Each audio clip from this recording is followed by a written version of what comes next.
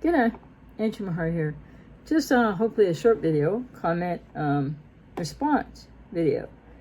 Someone left a comment on the video I did, I don't know when, a while back, maybe a couple of years ago, a while back. Borderline personality relationships, BPD, lying, and manipulation. And then it says, do they something, and I can't see the rest of the title. Sorry for that. And so the comment is, I think my ex has BPD. I'm 95% sure. Should I tell her? Because this person says, I wish a good life for her, and she is lost in her confusion, and I'm not sure, wait a second. She's lost in her confusion many times, and she doesn't know what's up. Okay, well, this is a question that a lot of people who are newer to understanding that somebody has BPD, or believing someone has BPD, will definitely ask. So that's why I thought it would be a good thing to respond to in a video. But the answer is no. You really are better off not to tell them, because you don't know, right? Like there's so many different situations with so many different people with BPD.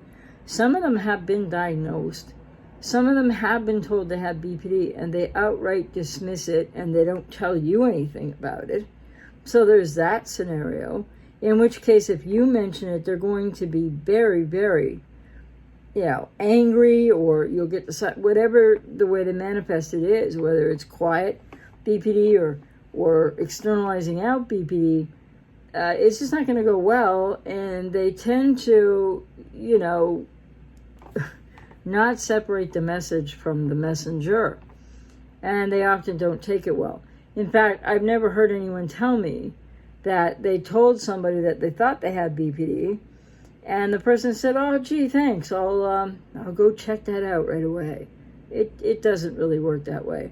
So the fact that, as this commenter says, like you're 95% sure that she has BPD, but it's not, it's a codependent thing, with all due respect, to want to tell them so they can get help. So, but that's the problem with codependency. You can't change them, you can't fix them, you can't rescue them. And so then, I don't know, you're saying your ex. Yes, so whether, you'd be better off to be full no contact at this point. So why would you want to contact or recontact an ex to tell them that they have BPD? Because unfortunately, it's up to people with BPD, maybe not unfortunately, maybe it's just, the reality of the way it is. It's up to people with BPD to go and get help and to talk about what they're experiencing, even if they don't know if it's BPD or if they've been diagnosed or not. Because they need to take the action themselves, because they need to want to know what's happening for them, why aren't relationships working out, why don't they, maybe in some people's cases with BPD, they don't get along with anybody. They're just they might get fired from jobs a lot, not because they're not smart or couldn't do the job, but relational difficulties. So it's not up to people with codependency and excess of people with BPD to tell them that you think they have BPD. It's a codependent thing to do. What does that mean? Well, it's really not in your best interest. And you can't fix or change or rescue a person that you believe strongly has BPD, whether they know they have BPD or not. You have to just, after the relationship's over, of course there's a lot of, healing and recovery work to do. Most people have codependency, etc. I'm out here to work with you if I resonate with you. But people need to get into therapy. But full contact is really important, and not trying to reach back to rescue and help and save by telling them that they have BPD or that you think they have BPD. So it's really counterintuitive. It's really not a good idea. And you need to take care of yourself now.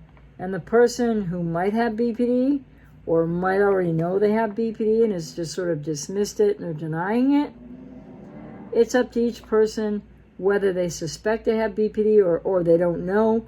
But people that are struggling in their lives for whatever constellations of reasons, etc., it's up to them, just like it's up to codependents.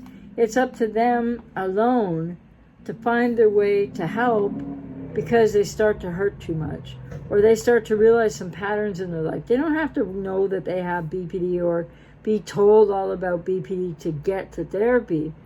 They can just go to therapy to start saying, well, relationships aren't working out for me, or I keep getting fired from jobs, or something that might be in their awareness. If they will go to therapy, that's wonderful, but it has to be their choice and their decision. So this idea that if you tell them that they might have BPD, somehow that's going to magically make them want to go to therapy more.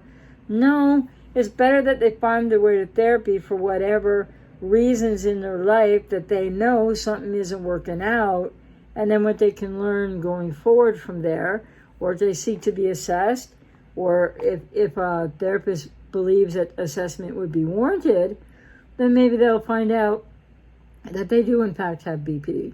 But many people go to therapy without knowing they have BPD. And I'll just say in my experience, when I was 15 and I started therapy and I saw my first psychologist, I hadn't been diagnosed with BPD, didn't know if it was BPD, had no idea BPD, it was like, who'd ever heard of that? And so when I was 15, I just knew that I had a lot of anxiety. I was starting to develop a fear of death.